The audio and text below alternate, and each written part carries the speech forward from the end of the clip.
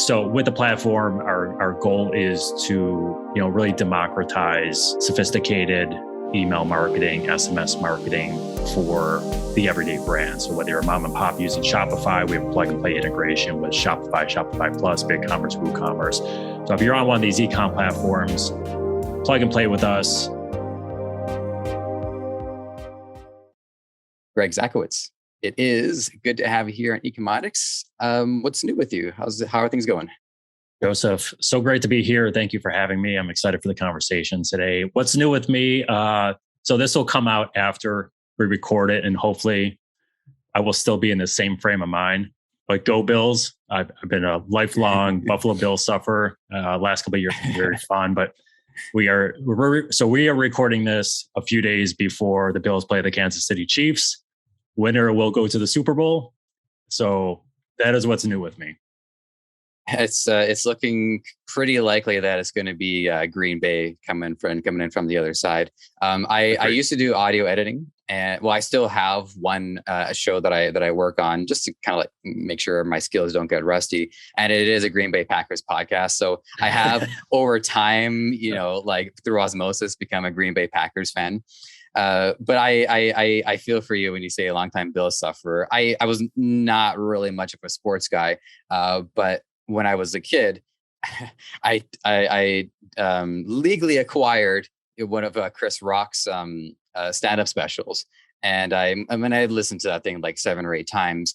And at one point, he says something. I forget what he was describing, but he said it was even less likely than the Bills winning the Super Bowl. And the audience, that was the only boo I think he's ever gotten in his career, especially that one set. You cannot escape Bills fans. They are everywhere. They are absolutely everywhere. So you got to be careful when you say that. You just know you're going to get booed at some point. So my oldest son, he's 9. He is an Aaron Rodgers fan. So he obviously roots for Green Bay. I encourage him to root for whoever he roots for. So it's fine with me. He is now, as of this past Christmas, a Green Bay stock owner. So he is super pumped about Green Bay this weekend. And I do think they will be in the Super Bowl as well. So. All right. Last comment on it, and then we'll switch to e-commerce. I promise. I like this whole what's new thing. It's going pretty well so far. I think this is going to be. Then this is what the experts on the podcast are saying. But this is basically like Aaron Rodgers' last chance to get to that second echelon of Hall of Famers. He's won a Super Bowl, but he wants to be like the 2-time winner. That's a very, very small group of people who made it there. So. I think the narrative is lining up for it, but we'll see. I'm looking for once in my life, I'm looking forward to the Super Bowl. It's going to be a lot of fun. I hope so. And I love that Aaron Rodgers is a prick. I just love the some of the things that he's done. So I admire that about him. Okay. This is an e-commerce show, but nonetheless, I do not regret the whole what's new thing. I'm going to keep on going with that. So the on-subject opening question for you is, tell us, what do you do these days? What are you up to? So to put a little, I'll make this quick about my background. You can dig in as much as you want to, but the audience. So I am a e-commerce expert for a company called Omnisend. We are an email and SMS marketing automation provider that is specifically built for e-commerce brands. We're talking D2C brands. How I always like to say it, if you got a shopping cart on your site, probably a good fit for you. So with the platform, our goal is to really democratize sophisticated email marketing, SMS marketing for the everyday brand. So whether you're a mom and pop using Shopify, we have a plug and play integration with Shopify, Shopify Plus, BigCommerce, WooCommerce. So if you're on one of these e-com platforms, plug and play with us. We make it affordable. We can interchange all our, SMS marketing into the same automation as email. You don't have to pay extra for services, things like that. So e-commerce brand. So obviously we're looking at that all day long, right? We've got D2C brands, over 70,000 of them that are using Omnisend. So we're constantly talking to clients. We're keeping our hand on the pulse of, what's happening in e-commerce and from a marketing standpoint and things like that. So that is what I'm up to. My job is really to go on podcasts like this, to look at data, to produce stats reports, to speak on webinars, and really just stay on top of what's going on with D2C brands. And that's kind of where I fit into the role. So that's kind of what I'm doing in Omnisend right now. And it seems to be a continuation of a previous part of your career, because we do know that you have a broadcast background. And then you also are hosting a podcast yourself. I type in Greg Zakowicz on YouTube and I just go with like whatever the first hits are. So is the podcast still going these days? It is. We've taken a bit of a hiatus, and this is more just personal bandwidth. So we had probably Q3 of 2021. We put out our last episode. We'll probably be kicking it back up here sometime soon. Holidays crept into it. We had just pulled in other directions. We're still a growing organization. Nicely growing organization. Just crossed 200 employees, which is awesome. But really much bandwidth. So. You're right. You would never know I have a radio background. I think my speaking has gotten lazy over the years, which is not good because you do a lot of public speaking, or at least I do. So it's there. But it's crazy to think about. Used to work in radio, went to school for it. Marketing was kind of my secondary career fallback, if you will, which I transitioned to pretty quickly. I've been in the email game for over 15 years, which if you think about that, like that seems like an eternity ago. So I started off as a practitioner and then went to a marketing consultant with another email provider 10 plus years ago. So I've been in the email provider space for a long time, and then switched to a data analyst role, a marketing analyst role. And now I'm in over kind of in a similar scope with this provider now. So I've been in the game for a long time. I do podcast, which is Cart Insiders. So we've done 3 seasons before. We've done a holiday specific one. Generally, the conversations there are speaking with D2C brands and just kind of digging into how they're finding success with marketing. So the last season we did in Q3 last year I think it was maybe 7 different brands on very specific topics. So if you want to know how one brand succeeded doing a welcome series or doing a cart abandonment series or browse abandonment series, we just dug into how'd you come up with the content? What are you doing from a timing? Do you incentivize in there? And we have the brand walk us through how they did it, executing with limited resources, things like that. And they just kind of spelled out their game plan for us. And here's the blueprint. Go do it. And my job is really just to facilitate those conversations, as I'm sure you know. Right. Mm-hmm. Well, what I find admirable is the position that you're in right now seems to be a culmination of a lot of the different areas that you've been working on. Obviously, the broadcast comes through, but also your time in the email space and in the marketing space, and it all basically coalesced into a very distinctive and unique position. And I think that's telling of what. Not just e-commerce, but really like the internet and digital age is. I had to make a job up from scratch a few years ago, and I got fired from my last sales job. All right, that does it. I'm just going to get into podcasting, and little by little, it actually ended up being rather lucrative. So, is this something that occurred to you as well? And like, what point did you start to realize that everything that you were working on was really all kind of like meeting in the center here? I think like most things in life, I think it's somewhat work, somewhat skill, somewhat luck, right? Luck is always has to be a part of it. Somewhat just doing a good job. So I think it just kind of morphs into it. And I'll try to, if your listeners have ever listened to me before, they know my short answers are quite long. I'll go on tangents. So I'll try to. Well, this is very pro tangent territory. So yeah, we're all about that. Because I don't want I guess now that we're getting super meta about it, but like I like the idea that I like people giving people the opportunity to just think out loud and go through it. Gives me more things to pay attention to and see what I can extract from. So to future guests, past guests, everybody involved, go for it. Perfect. So really how it worked is I'd never set out to. I've always wanted to be some sort of public speaker, right? But it was never anything where I had experience doing. It was never anything where I had opportunities to do, and that's a whole different ball game with, especially based on the niche and what you're speaking in. So. That was something that was always in the back of my mind, which I think propelled me and got me to take in the steps from step A to step B to step C to kind of get there or get close to there. And everything else just kind of fell in place. So when I switched from email practitioner, went to work for an email provider, which was a startup at the time here in North Carolina, which is where I'm based.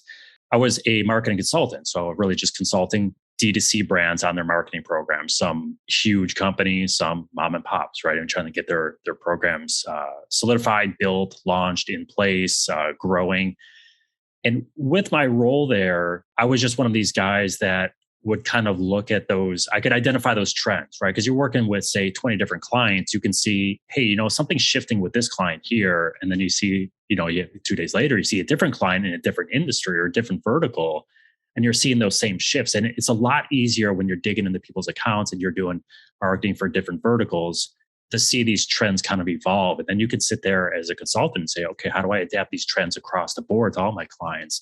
And I was really good at picking those trends up. And what that ultimately led to was our marketing department internally saying, hey, we need some advice here, or we got this content piece, or we need a panelist for this upcoming conference. You're good at this stuff. Would you like to contribute to it? And I just slowly got involved in that. And then eventually that side of marketing and speaking became kind of a second addition to my job, which was not the goal going in, but it was like, hey, you're really good at speaking. You're really good at kind of controlling the audience on stage. Would you like to do more of it? And I was like, sure. And you always go through those bumps and you figure it out, right? It's practice makes perfect, or practice makes progress, I guess. It's maybe a different way to say it. So it does seem more realistic. Yeah. You just kind of get better at it, right? And you clean up certain things, but then you're still applying tools from one side. I'm a very holistic person. So I in marketing, I don't think there's one single thing you do that does not touch anything else in the organization. These things all touch, whether people want to admit it or not. Every single thing you do touches something else. I was just good at picking those things up. And then eventually with the company, we had someone that was kind of serving the role that I fell into there. They were kind of that point content person. They were the de facto speaker. It wasn't quite as pronounced, but he decided to leave for a different opportunity. He was just getting burned out. And their instinctive thing was they approached me and they said, hey, would you like to switch jobs and come over and do this full time? And I'm like, yes, it'd be great. It's what I want to do. So a lot of it was timing. A lot of it was luck. A lot of it was piecing things together and just being able to apply those things. And eventually, I did that for a couple of years over there. And then this opportunity at Omnisend came up to kind of spearhead their content department. So I came over as director of content. And part of that job was also what I'm doing now. Mm-hmm. So as the company grew, we kind of stabilized the content department there. Then we had these internal conversations, like, are my skills better used kind of like, managing a group of just kind of like facilitating things, or using my skill set to go out and do what I was doing before. And I think we all made the decision that, yeah, this is kind of what I'm doing. Right? This is a lot more fun for me. And I'm looking at data a lot more rather than, looking at who to assign the next project to. So I had made that transition a few months ago, but it's just something I've been doing since I joined Omnisend here. So it's been a really long kind of journey for it. And it wasn't one I was going into and expecting, but it just kind of happened. Right. And the podcasting was the same way with the last company. We're sitting there and we're just in a meeting. We're like, what can we do? And I'm like, let's launch a podcast. Let's talk about this. We do it. We find value in public speaking on stage and getting that notoriety. Why don't we just kind of control that narrative? And it was literally where I said this, and someone goes, "You hosting?" And I said, "Yes." And they go, "Okay, write up a plan." Right. And a few months later, we launched a podcast, and that thing grew. I mean, we had that thing going every other week for 2.5 years.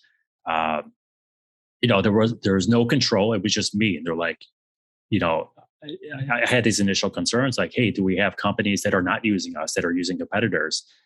And they go, we don't care.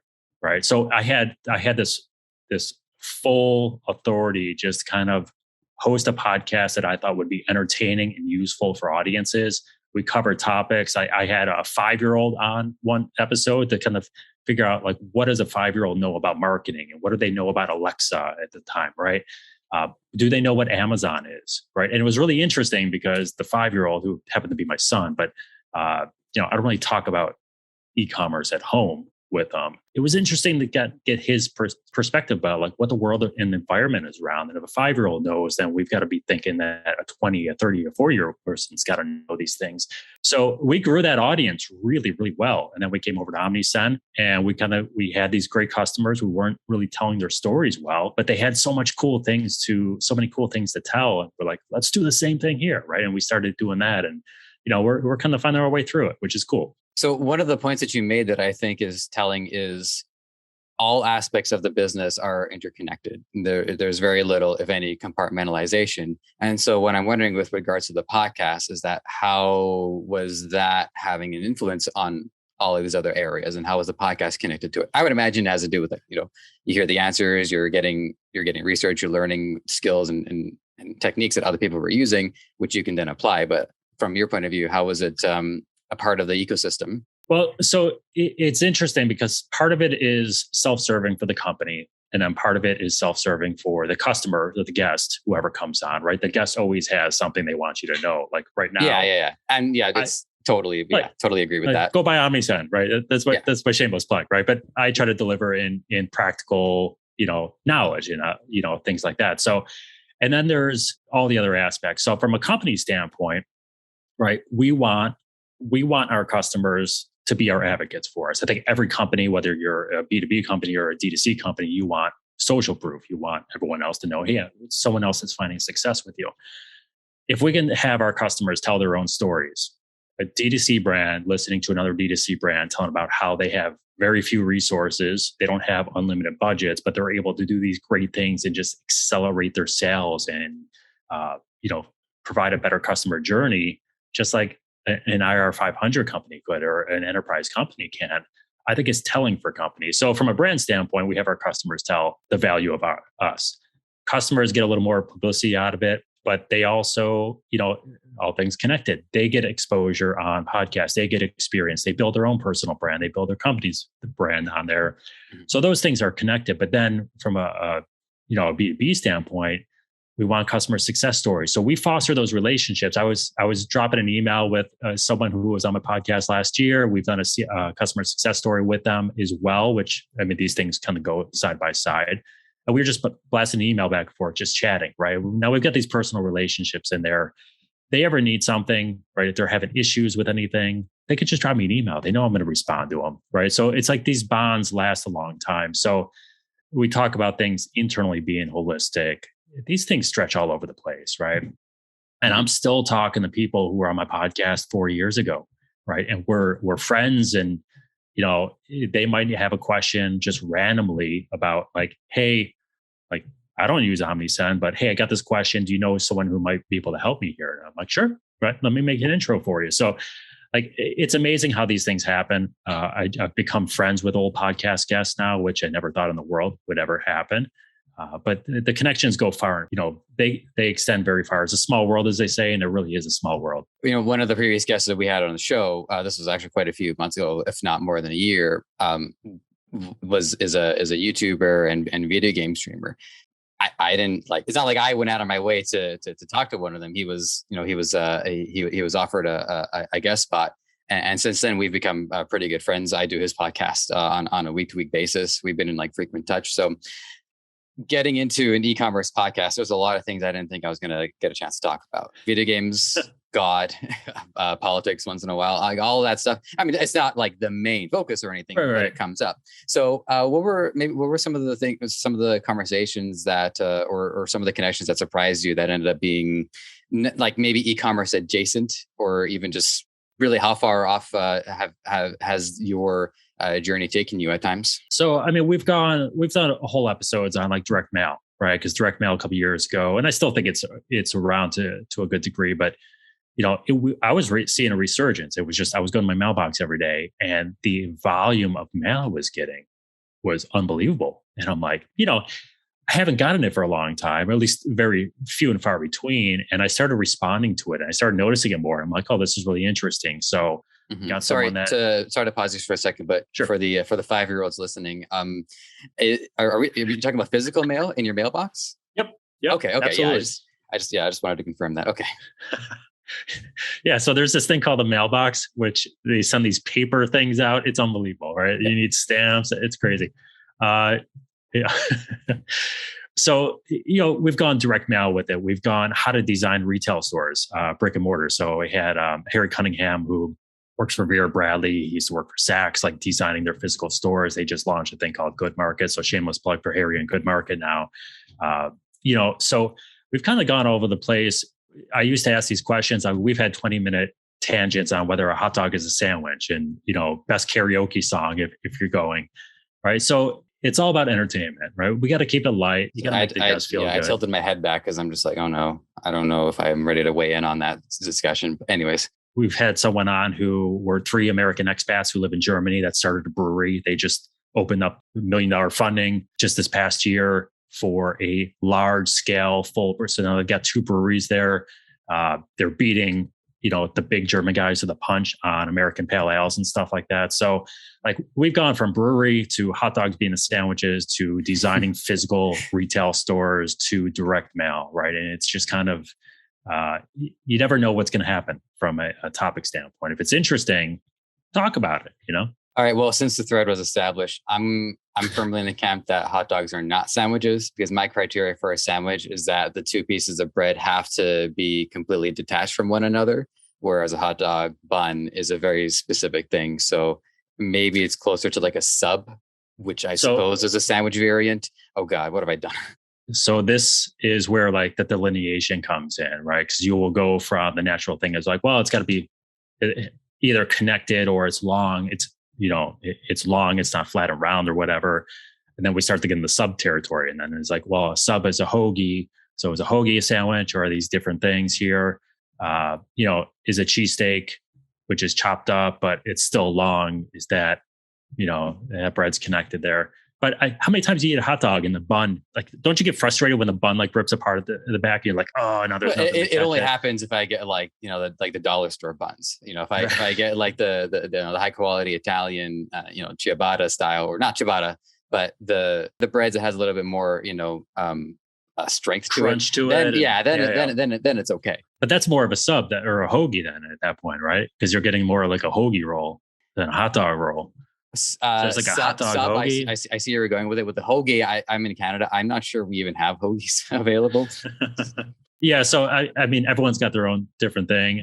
Some people go, "Hey, if it's between two pieces of bread, it's a sandwich, right? Hot dog sandwich here." So I don't know. I don't think it's a sandwich. It's kind of its own thing. You say hot dog. I think one of the questions I posed to someone one time, I said, okay, if you have a bunch of people over for like a football game or a college, whatever, some sort of event, and they say, what are you serving? And you say sandwiches, and they show up and all you got is hot dogs there. Like, are they accepting of that? Or are they like, I thought you said we were having sandwiches. This is nothing but hot dogs, right? I think that to me. Yeah, because my imagination would go all over the place. Like, is it going to be Reuben sandwiches? Is it going to be club sandwiches, BLTs?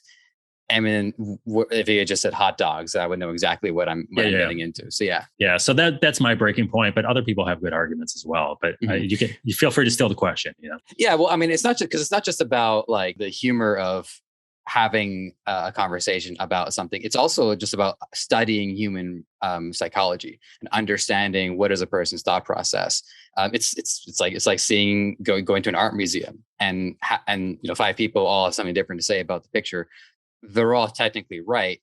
The point is to understand how each person thinks, and that's really the underlying motivation to have conversations like pineapple on pizza, is cereal a soup, and stuff like that. Oh, pineapple on pizza! I heard that was invented in Canada. Is that correct? If that's so, then that is one more apology for the book. So, although I will say that if they slice it up, then I give it a shot. It's when they chunk things like chunky ham, chunky chicken, chunky pineapple. I draw the line at chunks on my pizza. So I had a podcast guest tell me that the Hawaiian pizza was invented in Canada. So I don't know if that's accurate or not. I'm taking this off of a podcast guest, but you would think the Hawaiian would, originate in Hawaii, but I guess. Yeah, who knows? Yeah. So, but to your point on like the human psychology of things. So, if you're on LinkedIn, that polls are like the big rage now, right? So I would say probably 2 months ago, I did a poll on there that I was just I'm playing around with things, trying to figure out,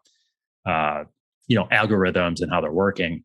So LinkedIn post was nothing about business whatsoever. It's like when you make a peanut butter and jelly sandwich, do you put the peanut butter on first? Do you put the jelly on first? This thing blew up. It blew up. I mean, I was getting 1,000 views an hour on this thing for like 2 straight days. There's over 100 comments on there, and the debate was raging for like how people are doing things, and it was nuts. But this goes part of one of the comments on that post was like, "Hey, this is really fascinating from a psychology standpoint. Like these mundane, simple things, people have different." One, they have firm beliefs on it, but 2, they take very different approaches to how they do things. So, I don't make peanut butter and jelly a lot for myself. I make it for my kids. Ever since then, I started noticing what I do. Right, and I think I put the peanut butter on first, and then I put the jelly. But I wipe the knife with the clean piece of bread to go on the jelly. But it's interesting. It's just these small things. I have difficulty extracting jelly from the jar with a knife. So one knife for the peanut butter, and then a spoon for the jelly. So someone commented that as well. Yeah, but to tie this into something else that you had talked about earlier, because with Omnisend, look at me bringing it back on track. I am so good at this.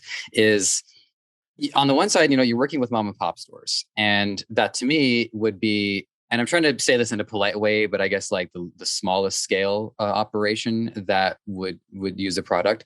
And then on the opposite side of that, you have, I would need you to describe that for me, because I don't want to guess and be off by a few metrics. So what would be the polar opposite of the mom and pops?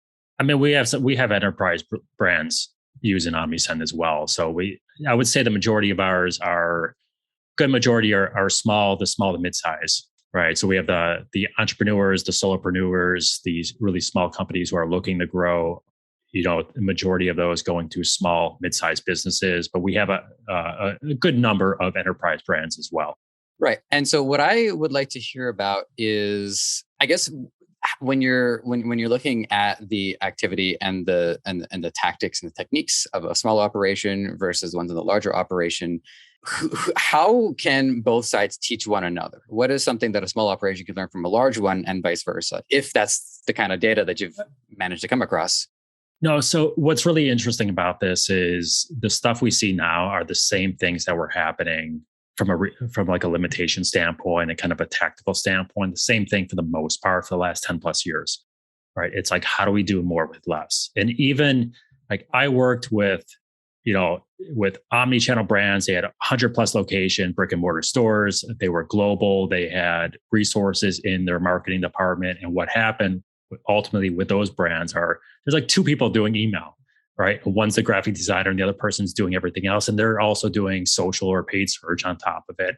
So a lot of big brands have more resources at their disposal, but not necessarily email marketing resources at their disposal, which are very comparable to smaller mid-sized brands as well. So really the goal becomes, how do we do more with less? How do we make progress on things and try to really automate sales as much as possible? And I think automation's been around for, at least 15 years. You could do cart abandonment 15 years ago. Just it's a lot easier now. And I think that's where smaller companies that are looking to either get ahead of larger companies, close that gap a little bit. This is where that opportunity comes in the hand, because it can take you 5 minutes to set up a piece of marketing automation right now. It takes you 15 minutes to build an email. The content that I would tell you as a consultant, the content that you should put in your messages, you probably have that content on your site and in your previous emails already. It's really just a matter of taking it and aggregating it, putting it in there. The automation is really the key for smaller companies who want to increase their sales and do it from the background. Now, that automation is not all created equal. So the challenge with all companies of all size is you get email marketer or email marketers there, and they say, okay, I've got all these automations. There's 20 different things to do. How am I going to do all these things? And they start going through this list of like, all right, let me get a birthday automation. They're like, oh, I got to get birthdays and I got to collect that. So now I need a managed preference, campaign. The fact is not all automations created equal. Birthday messages, you might get better open rates. You might get maybe better click rates, but not necessarily better conversion rates. And you're sending a lot fewer of them than you are on, say, a cart abandonment. There's really 3 automations that are driving the majority of all revenue. So this is where I would start. Welcome series, one message at a time. Cart abandonment, really close to cash, as my friend Lucas Walker would say, fellow Toronto person as well. Close to cash, and then browse and product abandonment. And browse and product abandonment, it's increasing in usage. It's still underutilized, my opinion. It's driving less revenue than, say, those other two. But the really important part here is that welcome is at the beginning of the life cycle, that engagement. Cart abandonment is pretty close to conversion, right? And then you've got this gap in the middle. And that gap is traditionally where you find social media ads, search ads, batch and blast promotional campaigns. The browse abandonment kind of fits in the middle there. Someone's browsing, they're not carting stuff, and you kind of keep that relevant message again. And so those 3 things, if you implement those 3 messages, most brands are going to be fine. And I think the thing with larger companies where they might have more resources, they might have more dollars behind them, they might have more graphic design departments, is that a lot of times those marketers are kind of handcuffed because they have higher level reporting metrics they need to hit. They've got bigger fish to fry, right? Increasing your email marketing sales 0.5% or 1% on a welcome series is not earth shattering. So that email marketer is trying to hit certain goals. So if I'm spending X amount of time doing like a second welcome message, or I'm just going to choose Walmart, it's a bad example, but for Walmart, like what's they're reporting up and like, hey, I created a second welcome message, and the boss is going, well, what does that mean for me? Right. It takes a while to grow those things. So I think that's where they kind of get stuck in the mud a little bit, is we need bigger projects with bigger results quicker. Let's leave the fundamental stuff that ultimately, if you wait 3 months, you're going to see some of those bigger results.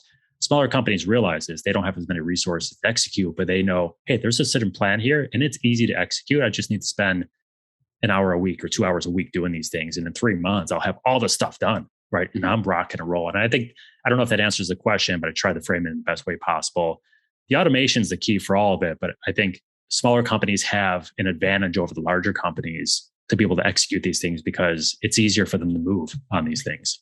I'll definitely ask you about the browse product, because I think there's an interesting correlation, or not correlation, but there is a reflection of a certain part of the shopping, the in-person shopping experience. So I'll get to that. But one of the things that I took away, and I'm actually kind of surprised that I hadn't thought about this earlier, like for the last year and a half.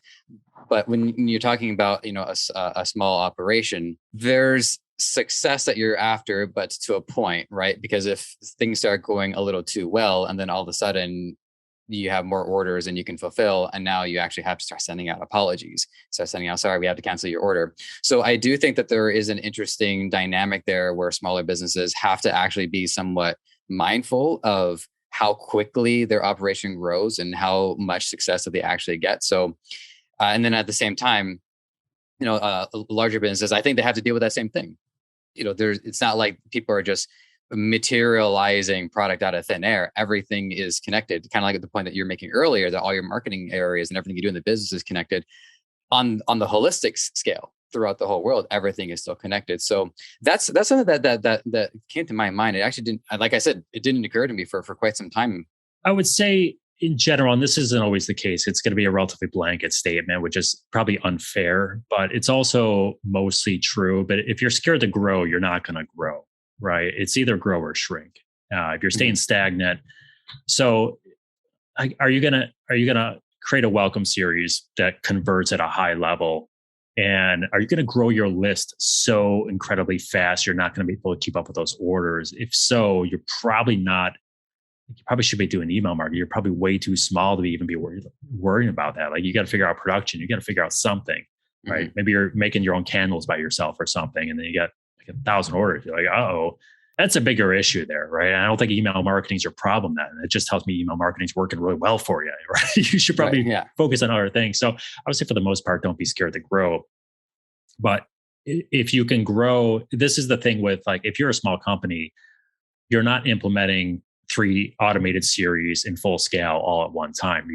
If you're doing it right, you're doing one message at a time, letting it send, and then you're adding a second message and letting it send. Theoretically, you do a message a week and you've got 3 different series with, say, we'll just say 4 messages a series, probably overkill, but in 3 months, you're gradually increasing your sales, but you're also optimizing over a course of 3 months. So if you can't figure your stuff out in 3 months and you're planning on increasing your sales, you want to increase your sales, but you can't keep up with production or something.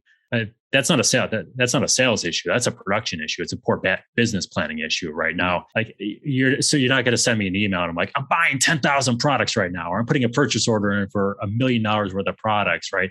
That's kind of those outlier situations. So I wouldn't be scared to grow.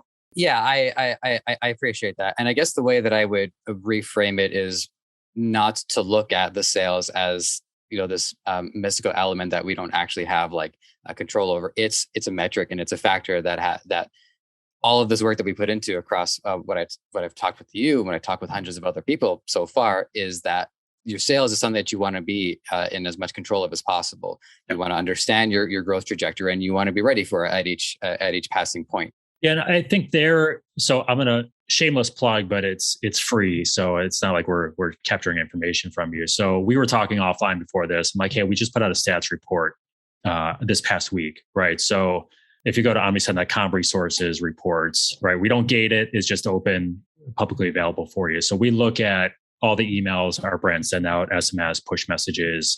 So put this in context. This past year, 2021. 12 billion emails we sent. We also looked at these in the billions of emails years before, 63 million SMS, 54 million web push notifications. So a lot of data, right? I think here is kind of understanding benchmarks to some degree. Like, what are your expectations for, let's use cart abandonment, right? We used welcome before. Let's talk about cart abandonment, right? So we know we're going to have higher conversion rates because people are much further down that purchase funnel, right? They've decided you just need to overcome those objections.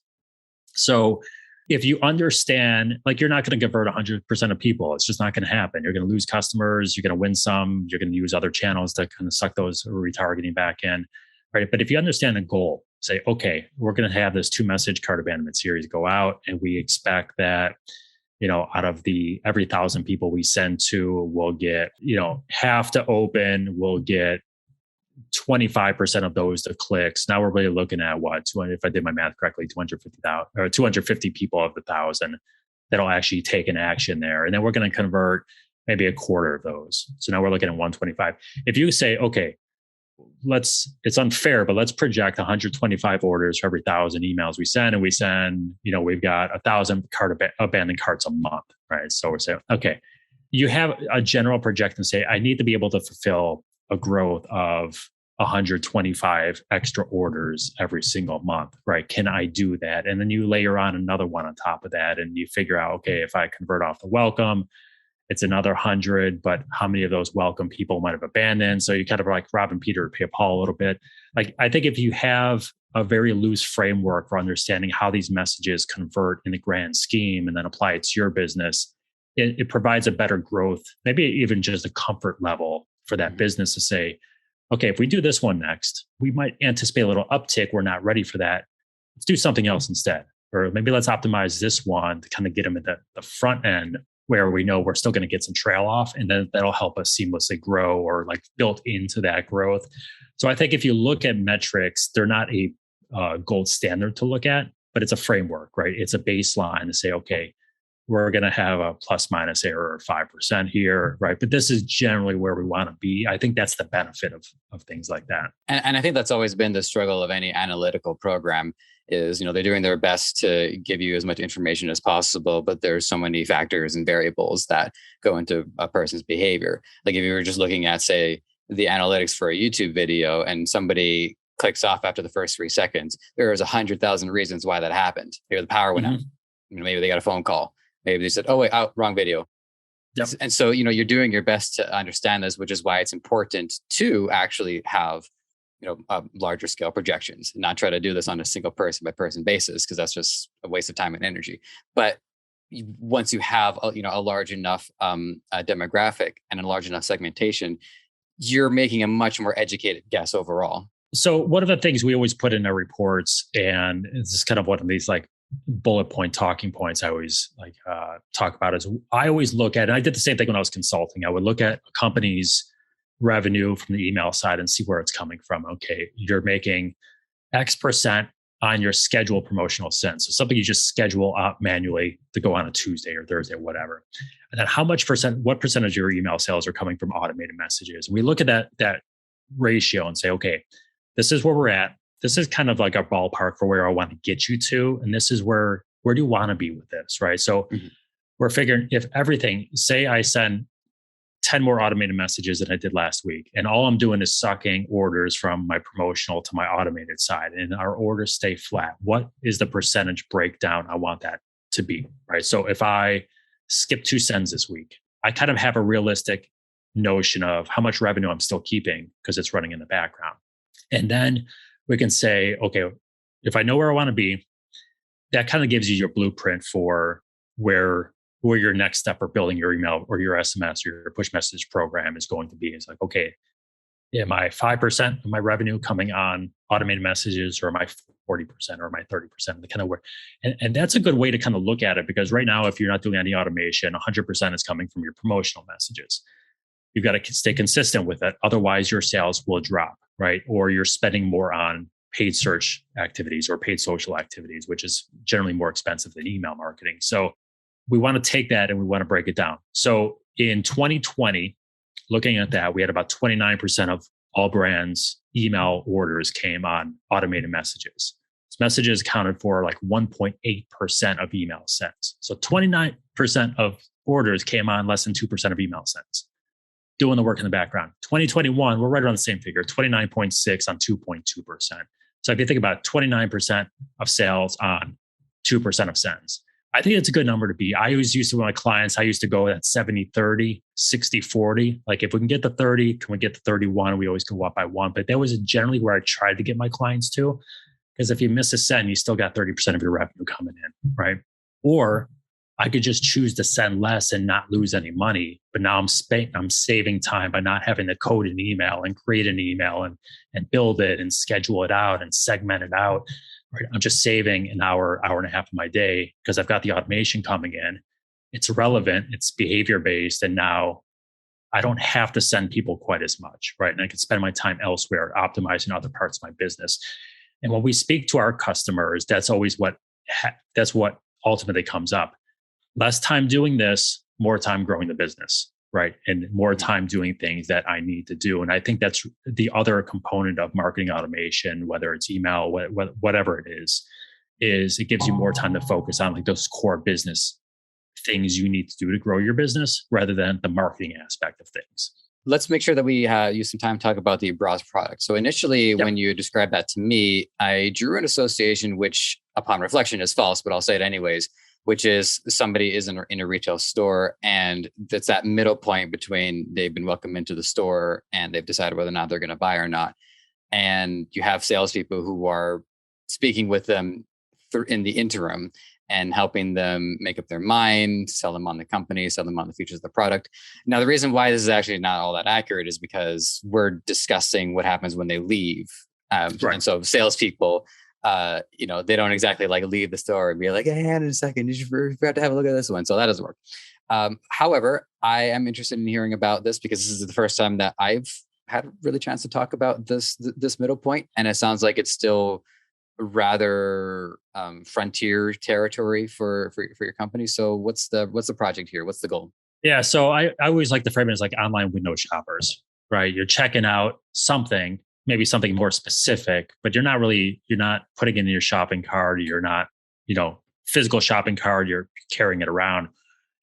So you're right. From an online standpoint, I go to your website, I'm checking out, coffee mugs or whatever it could be. I don't cart the product, but then I leave your site. So we can now trigger messages to that consumer to say, hey, checking out, and we could either do category or products. They're both options available for you. So product is, Greg is checking out Free Hugs coffee mug, right? And you can send me a message, be like, hey, Free Hugs caught your eye. Everyone loves Free Hugs. I say that because my son got me Free Hugs coffee mug for Christmas. It's my new tea mug now. So, it's very specific to the product I was looking at, but we know something there. I didn't put it in my cart. So there was an obstacle there, right? I clicked the wrong link, using your YouTube example, wrong product, not interested, don't like the price, didn't like the design. There's a million reasons. Power went out. The other way is category specific, right? So I'm checking coffee mugs versus coffee makers or shoes instead of dresses, right? So it's higher level. We could do the same thing and just send you a more general message around like, hey, top rated coffee mugs, right? And kind of encompasses all coffee mugs, not necessarily the one I'm viewing. So really what this is feeding into is, hey, we know there's some level of interest there by the consumer. Something in their life took them to your website at that time. Something in their life made them check out certain products or certain categories of products. They just weren't ready to buy right there. And that could be a slew of reasons, right? They could be price shopping. They could have seen a social ad, right, that drove them over there. But I'm interested. So this kind of fills that gap. And how I always relate it to people, because one of the biggest concerns that companies will tell you is, these questions I used to get was, well, I don't want to annoy my customers, by sending them a message. And I would say, well, you're going to send to them anyways. Like, are you going to schedule a message to them next week? And then we'll go, yes. And I'm like, is it segmented to their interests? No. I'm like, well, wouldn't you rather send them a relevant message based on something they're actively doing, or it's a behavior-based message, right? It's timely to them, than a batch and blast message that may or may not be relevant to them, right? And they're like, well, yeah. I'm like, there's your answer, right? Send them the automated message and guide them down. And part of the strategy with these messages is overcome whatever objections you think there might be, right? So use social proof, talk about, show star ratings and customer testimonials on there, remind them about your company value adds. They may have been a customer of yours. They may not be a customer of yours. They may be a loyal customer of yours. So like, tout those value adds, make them feel comfortable in purchasing, tout those return policies or free shipping. But, if it's something where it's a little more specific, like a sofa or something more complex, talk about the product quality or, all these different attributes of the product or category of products themselves. And those are things you want to get them back to the cart or back to the website to check it out again. And maybe they won't buy, and that's okay, right? Maybe they'll put it in their cart and not check out, but then you have your cart abandonment to kind of fill that gap and things there. So, it's increasingly being utilized by brands, Omnisend clients and not Omnisend clients. 5 years ago, slowly increasing, totally underutilized. I would say right now, if I had to guess, pure guess, right? Take this for whatever it is, right? And just all brands, not Omnisend clients. I'd probably say 20% of brands are probably using these, 80% are not. But daily, I seem to be getting new ones, or people are adding them to their messages. So I'm signed up for like 500 email programs. I got my own Gmail account just for this, and I just monitor stuff. And I'll click on emails and I'll bounce around, and I want to see who's got them. And I increasingly see more and more people sending me browse abandonment messages. So still underutilized, but still super important. And it's behavior based, and it fills that gap. And this is why I think more brands are catching on to the value of these things. And they are one of the higher performing messages that you're going to send from an automated standpoint. Is there any way to determine which of the messages are sent based off time? Like, if somebody is just looking at it for a couple of seconds, it could be an accident. But if they're there for 20 seconds to 30 seconds, there might be a little bit more interest versus a minute versus 2 minutes. Not easily right now. So you can set parameters to say, hey, don't send it if they've only checked it one time, right? So if you want to see if they've gone back to it, say, a second time, or even timing over a period of span, right? You could say, hey, if they check out this category or this product 2 times in the last 3 months, like, you could do things like that. A little more complex to do. Just to start the timer. Yeah. Okay, that's fair. So one thing that stuck out to me, you're describing that 20% are using it, 80% are not, and that trend is moving towards the using it. I think part of the reason why this is important is to help with some of that email fatigue, where I think a lot of online consumers have grown accustomed to the welcome messages, and they've probably had their fair share of abandoned cart messages, which is, it's an issue in of itself. But I think one of the ways to resolve that is to find unique ways to have a dialogue with that customer that they're not used to. And it shows that a business is keeping more, or it's just they're looking for more ways to connect with their consumer. There's so many different things you can do here as well. So you're right. It's a touch point kind of in that middle where, like I mentioned earlier, this is normally where your batch and blast promotional messages come in, right? This is where you communicate with that customer via email, is between the welcome and the cart, or the welcome and the purchase, right? That's not, segmentation is doable. Some brands use it. Some brands use it sparingly. It's really hard for 1 or 2 email marketers to scale segmented emails full time, because if you segment 4 different ways, you need 4 image creatives, you need 4 different things. It's time consuming, and people will do it for a while and they fall off because it's not scalable for like one person. Automation is the new segmentation, because they're naturally segmented, they're behavior based, so they're timely, they're relevant. It doesn't replace segmentation, but it gets you a lot closer to where you want to be. And these browse abandonment messages kind of fit that middle ground. So yeah, if I'm sending 4 times a week and I'm worried about email fatigue, well, do I need to send 4 times? Can I make as much revenue sending 3 times a week, knowing these browse abandonment messages will really drive the remainder of the sales of that 4th message? Because only people probably purchasing on that 4th message are probably the ones who are on my website, this week, browsing and stuff. So that's part of the idea, is that we use automation to kind of lessen our reliance. That's always the term I use with customers. Can we lessen our reliance on promotional messages and still not sacrifice revenue? And in fact, we want to grow revenue at the same time, right? Can we do that? And I think that helps offset that fatigue, and it helps offset, especially if you're paying per email, right? If you're paying to send every 1,000 emails, well, if I could send 20,000 less emails, how much am I saving here? And are my sales being cannibalized? And the answer is no. You're actually coming out ahead, right? You're reducing those costs even more. And I think one of the challenges too with promotional emails is it's a lot of content to write. Yep. If someone wants you pretty much, it gets to a point where you'll need a dedicated writer to constantly be able to put out high quality material for consumers to read. So that is a challenge, and that can definitely be a drain on energy. So one thing to keep in mind. So we actually hit an hour, and as I always ask, if it's is it a like a loose hour or a tight hour? But how many more minutes could I feasibly steal you for? You could. I'm here for you, Joseph. Man, you let me know. Okay, fantastic. I don't work. So if anything, I guess I can base it off my hunger.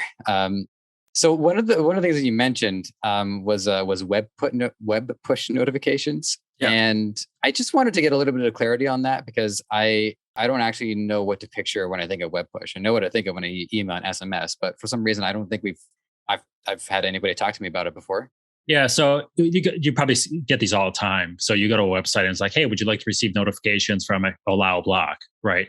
Those are really your web push notifications. So you click allow, they're able to, it's opt-in, right? But they're able to then send you messages. So I think you used a good example before where, whether you're on the site or not on the site, they can send you these messages. But you talked about, hey, if I walk into a store, I'm kind of there and the sales associate might want to help me out. Online, you've got live chat, you might have a chat bot, but you don't really have that interaction. Well, this is a use case where this could serve as like part of your sales rep type stuff, right? You could have a notification pop up if you visit a certain page or category, or if you're in the checkout process, right? And maybe you're scared they're going to leave, you could have something come up there to say, hey, complete your purchase now, here's 10% off. Like, you can use these in these cases as well, but they're the ones that are going to show up on, say, your laptop screen, right? Pop it up.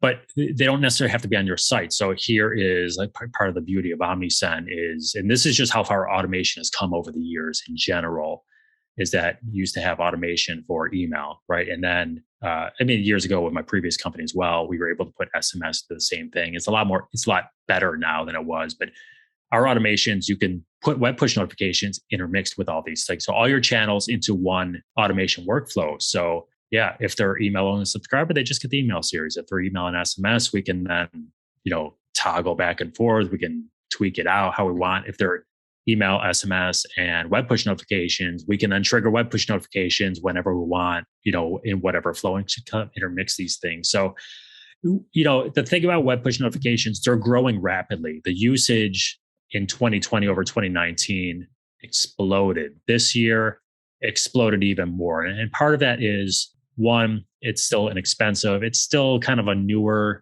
if you will. So people are playing around with it, but they're getting a lot more intrigued by it because they're trying to find ways to stand out. So this year, I made 54 million web push. You asked me 2 years ago, we're going to send 54 million web push in a year. And I'm going to go, no way, not in the next 2 years. And we hit that mark. But we're seeing a lot more messages be used. This is email, SMS last year, specifically web push, specifically inside of automation. So they're growing on just like promotional sends, your scheduled sends, but they're growing a lot more rapidly in the automation side of things, which is interesting. And this is where people are figuring out, automated series are doing really well. Why don't I put other channels in there too, right? And even if that is to drive people to your email, hey, check out our email for XYZ, but you automate that to make it timely, different touch points. That's where companies are finding the value. Now, web push is still new. I still think we're a ways from really this being fully adopted by brands and consumers, to be honest with you. Like, there's a couple that I click allow to. Most of them I click block. I just don't think from a consumer I'm there yet, except for some brands, those ones that maybe I really like those brands. So now they've got a different channel into me. But I think this is where we've seen over the last year and a half brands experimenting where to use them and how to use them successfully. Abandoned cart workflows, we're finding brands use them more, and we're finding brands have a lot of success with them. with other like a birthday workflow, we're finding less success with them, right? So I think these are going to be a little more use case specific than say email and SMS will. It's going to be a little more targeted. It's going to be a little more specific. And I think that's where companies are going to find the success, but they're still playing with it, right? And we're still trying to figure out how users will adopt it. I don't think it's going to be like SMS, where SMS is in email. They're just ways people communicate now, right? SMS marketing is not going anywhere. Brands, if you're listening to this and you're not doing it, you should do it, because you're going to find yourself trailing and falling further behind. It's no longer super expensive, which is the beauty of it. But it is here. It's ubiquitous form of conversation. So I was in Buffalo for a football game. It was like 70-mile-an-hour winds about a month ago. It's a good time of year to go up there, apparently. I made this decision. Regretted it for a little while. But I'm laying around visiting my parents, because my parents are still living up there. And we're just lounging around and my mother's phone's beeping. And I always like tease her for being old, right? She's not that old, but only because I'm creeping up there in age. But she's like reading the text out loud, and they're all from brands that she's opting into. And so she's a baby boomer, and she's getting SMS marketing messages, and she's responding to them right away and reading them. Everyone's using them. Like everyone texts, and that's the thing. Push notifications, I don't think we'll ever really be there with them. But I think they are going to have a place, and they're going to serve a really good purpose. But I don't think it's just my opinion, will ever be like SMS, where it's going to be a ubiquitous form of conversation.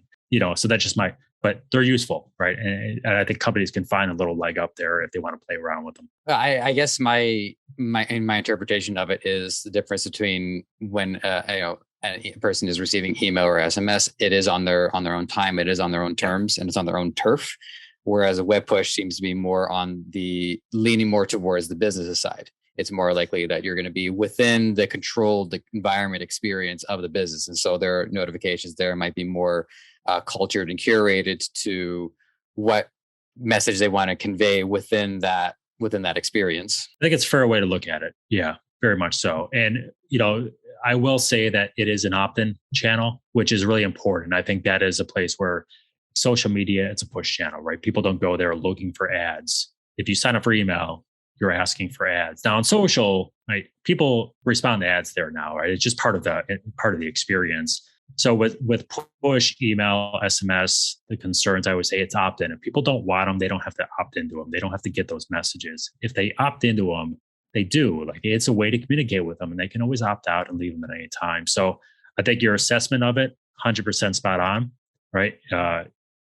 Push is going to be a little more on the company's terms than the individual term, but that doesn't make it a bad thing, because people are opting in to receive those messages. If they're clicking block, they're not getting them, right? So you've got a little bit of a foot in the door in that respect. Is it possible to incentivize people for this, or is it more like legal where you have to? Okay, because I was thinking it's more along the lines of like cookies, where you have to accept or deny cookies. Where same thing with this, because one of the main ways to get people into email is you offer them a discount, or you offer them some sort of promotion. Yeah, and it's a little bit more difficult, but there's ways around that with like, it's not a consent, it's not a liability thing, but there's ways to whether you want to do it in like welcome message as well, where you can kind of ask people to opt in the stuff just like you would for SMS or something. So there's ways to kind of make that happen. You can do it on the pop-up too. Like if you have a pop-up sign up coming up right when you log on, like you could just put that in there, remind people to allow for opt-in as well, and provide them a different incentive for that point. But yeah, if they opt in, you can have something trigger off that says, hey, thanks for opting in, here's 20% off your next purchase. Excellent. I'm glad I to be honest, I thought I was just going to get like the Webster's definition of push notifications, but there's a lot going on there. So we're going to start wrapping this bad boy up. Sure. First, this is more of like a predictive question, looking into the future kind of question. With a name like Omnisend, I get the impression that as time goes on and new platform and new messaging platforms emerge, like what we just talked about, you want to be adaptive to it. So is there anything beyond, web push notifications that you're keeping your eye on? Anything down the line that you think might be relevant? Maybe say like give it 2 to 3 years, give it 5 years? So from a marketing perspective, I think we're going to be relatively, I don't say stagnant. As a company, we're working on tons of stuff as a company, from integrating, Amazon sellers into pulling that data and connecting those things with your e-commerce store and for what you do with Omnisend as well. Always expanding our capabilities within e-com platform. So those things aren't going anywhere. We're always going to continue accelerating there. I think from a general marketing sense, right? If you look from the whole pie, what's going to change in the next 5 years? Honestly, I don't think you're going to see dramatic shifts from one way to the other. I think maybe the biggest opportunity where you might have a dramatic shift, and we'll see how it plays out, is I did a TV interview on this topic last week. I wrote about this about 4 years ago. So I'm glad to see some things are coming true. Mm-hmm. And I think it might have been my 10-year prediction. So, or maybe 25. So I might be right on pace with it. I think what e-commerce has the ability to do from a VR standpoint, like VR shopping, I think that is going to be, I don't say huge, but I think that's going to be a thing, right? And it's going to be a big thing. And I would not be surprised 10 years from now if someone's job, just like they design a brick and mortar store, you will have people whose sole job is to design a VR store. So you think about natural traffic flows through a store and how they're going to, pick up products and view products.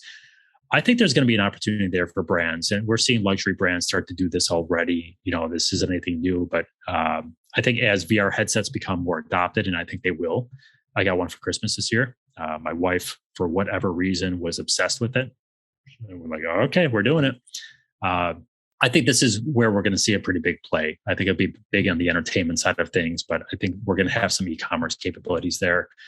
Something's always going to emerge. It's probably going to be maybe a new niche social site. I don't think we're going to see really big social sites pop up like TikTok anymore. I think we're kind of beyond those days, to be honest with you. There might be one, but it's really hard to project, but I don't think we're going to see a dramatic shift any one place than the other. I think we're going to see email continue to accelerate and continue to be adopted as a thing. I think SMS will continue to grow. 2 years from now, we'll see how it plays out from a plateau level. I think automation from email is going to keep being up. Push notifications, we'll see what happens with them. I think they'll have its place, like I mentioned, probably not ubiquitous. The interesting thing to me to watch is really social media targeting, right? Because we're seeing a lot of pushback on companies now, especially these large companies. Microsoft and Activision, that acquisition, we're seeing kind of these larger conglomerates, antitrust is pushing back on them now. How the advertising dollars with that data collection is really going to, data collection and usage of that, to me, is the interesting thing to watch, right? And I think this is where opt-in channels really come in. There's been a real big push this last year from D2C brands realizing that can I aggregate as much stuff into one platform as possible, right? So I don't have data here. I don't have data here. You reduce those data silos. Mm-hmm. Right. We are on top of this. We have for years now have email, SMS push in the one platform, right? We can segment off that data. We can look at how it interacts. We can also push out and sync, not hourly, but every 15 minutes to Facebook audiences with those three pieces of data. We can also sync out to Google ad properties, right? So we've got Facebook, Instagram, Google properties, YouTube and all that stuff on top of email, SMS, and push all in the one platform, right? And it's for whoever. And I think having that data in one place is really important from reducing costs, but also as we start getting into more acquisitions on all these platforms that are collecting and aggregating user data, how that is going to impact your ad spend on these different channels. And to me, that's the biggest, that's the area I'm looking at to see what happens with that stuff. Because I think that's going to have a trickle down effect on companies like us or companies that do any sort of other sort of marketing, not on those different platforms. Just real quick, you brought up the Microsoft acquisition of Activision, who I previously acquired Blizzard, which I grew up playing a lot of their Blizzard games, not so much anymore. And the gaming ecosystem that Microsoft is trying to create here is going to be an interesting thing to watch for, because with Nintendo does their own thing, but with Microsoft and Sony, a lot of the this will be relevant, I promise. A lot of the games that come out are available on both systems. So it's been difficult for both of them to really distinguish themselves as much as Nintendo has been able to. On the one hand, Microsoft, I guess the Xbox is distinguished by Halo and Mountain Dew, and Sony by Uncharted. So it's going to be interesting seeing that challenge for both companies now to figure out how do they actually distinguish their identities further. And I think they're going to need that in order to market properly with it. It's interesting. It's not interesting. I just don't have an answer for this stuff. Like, I don't know where it's going. I can project some of this stuff and it comes to fruition. They make moves. I'm like, what are they doing here? And then that really works out well for them. And I'm like, I didn't see that coming, right? I was way off the board on that way. So I don't know what's going to happen with it. I'm not a huge gamer anymore. Like, I was never really a huge gamer, but I go back to my youth. I was big into video games. I'm less into them now. I just kind of follow. I still play the Nintendo from time to time, which is crazy. Tecmo Super Bowl, man, it's fun. So it's interesting to see how this stuff is shaping out. But like, this is a business in itself, right? It is a huge, huge multi-billion-dollar business. At some fashion, as these acquisitions happen, they are going to start bleeding to each other. I think we're going to see some sort of ad spend. Like, I can imagine, I would say like makeup or cosmetics or something. Like, there's some sort of gaming system or some game that audience is wearing that stuff, and they're going to find a way to advertise in there. Same with, like, I don't know, tactical gear or whatever it might be on, Halo or something. Like, there's going to be some permeation there. When that happens, how it happens, I have no earthly idea though. Right. Then that's why I characterize this is more for fun. This is just prediction, seeing what's going to happen. So cool. I'll leave it at that. I had to promise to my audience, because if I'm going to go off traffic, I gotta like, don't worry guys, I'll make it relevant, I swear. So anyways, with all of that out of the way, I'm going to give you our closing question. It's two parts. Part A is if there's, say, like a bit of wisdom or a Chinese proverb or something that's been really sticking in your mind lately, feel free to share it, and then let the audience know how they can make contact with you. Okay, so I don't have a Chinese proverb or anything. I don't live by quotes. One of the things, and it's not a quote unquote quote, right? It's not perfectly scripted, but one of the things I always used to say is what you're doing today going to help you tomorrow, right? And I think that's good in life. I think it's also good in business. We talk about, if I pull it back to email marketing here or SMS marketing, we had this conversation earlier about one message at a time, implement one thing at a time, and in 3 months, look back and go, hey man, I did a lot and my sales are increasing. It's what you're doing today helping you tomorrow. So apply it to life as well, right? Do you need to develop a new skill? Do you need to, is there something, look at speaking, right? I said, hey, I didn't know how to get there, but it's something that was always in the back of my mind. And when I was looking at taking a job or switching jobs and taking a pay cut, or like when I changed careers from radio into marketing or moving positions in a company, and there's like a lot of uncertainty with that. You try to project out, is what I'm doing today going to help that tomorrow? And if you follow that path. So I think it's good in life and business, no matter what you do. So I would leave you with that. Contact me. I'm pretty much an open book. You can just Google me and get all the contact. But I'm on LinkedIn. I'm active on Twitter, half sports, half business. Love the Bills. Feel free to go Bills me or tell me I'm terrible. Either way, there's usually no middle ground there. So, feel free to find me there. LinkedIn, Twitter. I'm on Instagram, which is, I don't really do much on there other than just family stuff. So feel free to find me there. Check out Omnisend if you're interested in email marketing, of course, especially if you're a Shopify owner. I'm also, if you're a Shopify, you want a little more tactical stuff and you're a Shopify customer, I just launched again, it's free, but Shopify Learns. It used to be Shopify Compass program, where educational, instructional videos on the Shopify Learn system. I just launched a course talking about welcome, browse, and cart abandonment. It comes free with downloadable worksheets that'll guide you through creating and asking you the right questions on these things as well. So check me out over there. But you can find all that stuff just by Googling me and omnisend.com. Easy enough. Fantastic. Whether you're into scaling your business or the Buffalo Bills, Greg Zakowicz has it covered. So, Greg, it's been fantastic having this conversation with you. Talking to fellow podcasters is always a unique beast, because both of us have that inclination to maneuver around with the conversation. It's always fun to talk to another podcaster. So, all that said, thank you so much for being here today. No, thanks for having me. This was awesome. I enjoyed the conversation. So you go on some of these things, and sometimes they're very. We were chatting offline. It's like, I got to get to this question, move to this question, move this question. It's not flowing. Yeah, I love the conversation. It was good. Yeah, well, I mean, at the end of the day, you know, I am still on the clock, right? So there's a part of me that says, okay, you know, that's I gotta reframe it. My audience and the guests can always tell when it's like it's super deliberate, when I go like, all right, here we go, back on track.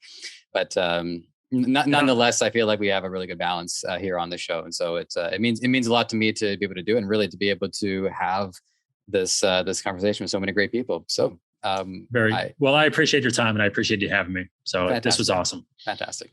All right, to my audience, you know what I'm about to say, unless this is your first time, then strap yourself in. But it is an honor and a privilege to collect this information, use it for my own benefit. You better believe I do. But of course, use it for all of your benefits as well. So to anybody who's been listening, you're always welcome to reach out to us. We'd love to hear from you. One more thank you to my guest, Greg Zakowicz, for the road. And with that, take care. And we will check in soon.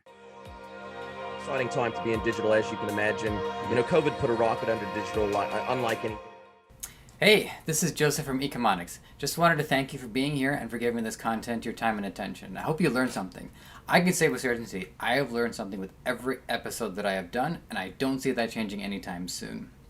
There's a couple of things you can do to help us out. If you want to check out the audio content, we are available on all major podcast platform distributors.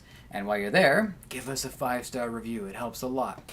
And while you're here on YouTube, there's a lot of things you can do to help out as well. It's not going to take very long. Subscribe to the channel, hit the like button for this episode, and hit the notification bell so when we have new content for you, it's going to be at your doorstep ASAP. Lastly, this podcast is created by Debutify, the best Shopify template available. It is 100% free for you to start, and it can change your life. It can make you so much more free than you are right now. So if this episode wasn't enough to convince you, I think a few more might do the trick. So have at it.